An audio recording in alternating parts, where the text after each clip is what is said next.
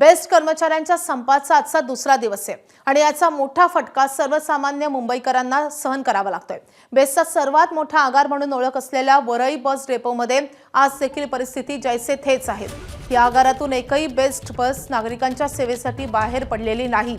बस सेवा ठप्प असल्यामुळे प्रवाशांना टॅक्सी, रिक्षा आणि खासगी वाहनांचा आधार घ्यावा लागतोय। दरम्यान मागण्यांवर तोडगा निघेपर्यंत आंदोलन सुरू ठेवण्याची भूमिका कर्मचाऱ्यांनी घेतली आहे। आढावा घेतलेला आमचे प्रतिनिधी ईशान देशमुख यांनी। मुंबईतील बेस्ट सेवेचा आज संपाचा दुसरा दिवस। सध्या मी वरळी डेपोपाशी उभा आहे। या ठिकाणी आपण बघू शकतो आज देखील म्हणजेच दुसऱ्या दिवशी सर्व बेस्ट बसेस या एकाच ठिकाणी उभ्या आहेत। या आगाराच्या बाहेर आज एकही बस ही नागरिकांच्या सेवेसाठी बाहेर पडलेली नाही। त्यामुळे कुठेतरी दिवसेंदिवस हा विषय गंभीर होत चालला आहे। नागरिकांना मोठ्या प्रमाणावरती अडचण सहन करावी लागत आहे।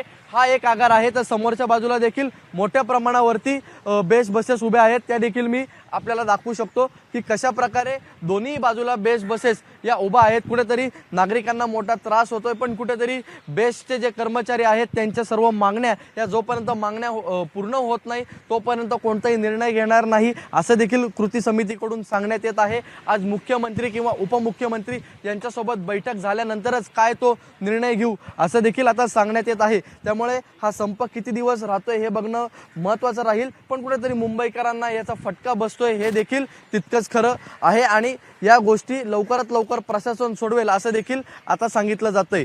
कॅमेरामन मनोज जयस्वालसह ईशान देशमुख, एबीपी माझा, मुंबई। एबीपी माझा, उघडा डोळे बघा नीट।